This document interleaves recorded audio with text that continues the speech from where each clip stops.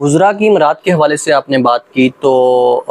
ایک اس میں یہ بات بھی تھی کہ ان کی جو امرات ہیں وہ آپ نے ختم کروانے کی جو آپ کی وشک تھی وہ بھی منظور ہوئی ہے. گاڑیوں کے حوالے سے بھی اس میں ہوا ہے کہ وہ 1300 یا 1400 سی سی گاڑی جو ہے وہ ان سب کو ملے گی یا استعمال کرنی پڑے گی. تو یہ صرف سیاستدانوں کے لیے ہے یا بیوروکریسی کے لیے بھی یہ بات ہے؟ دیکھیں اس میں جو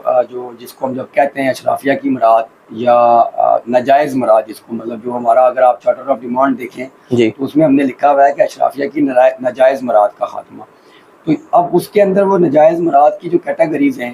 وہ کن لوگوں پر اپلائی ہو رہی ہیں، اس میں ہماری جو پولیٹیکل ایلیٹ ہے،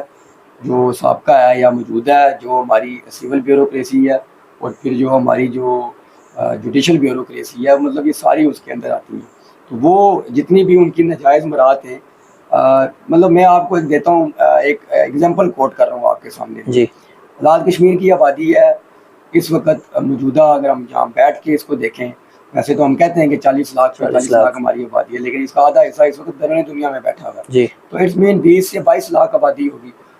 for the sake of argument ہم کہتے ہیں 25 لاکھ آبادی ہے. 25 لاکھ کے چیف جسٹس کی جو مراد ہیں وہ آپ دیکھ لیں، مجھے یہاں بتانے کی ضرورت نہیں ہے. اور جو ہمارا ملک ہے، ملک پاکستان ہے، اس کا چیف جسٹس ہے وہ 25 کروڑ کی آبادی کا چیف جسٹس ہے. تو کیا یہ کمپیریزن بنتا ہے؟ جب ہم ان حکمرانوں کے سامنے آتے ہیں تو 53 ممبران کا جو پارلیمان ہے، اب 53 ممبران پر مشتمل جو ہے وہ 40 وزراء انہوں نے رکھے ہوئے. کیا کسی بھی اسمبلی کو اگر آپ کمپیریزن کریں آج کی دنیا کے اندر، تو اتنی چھوٹی آبادی کے لیے، اتنے چھوٹے جو ہے وہ ایوان کے لیے اتنی بڑی پریولیج جو ہے اگر آپ نے رکھی ہوئی ہو،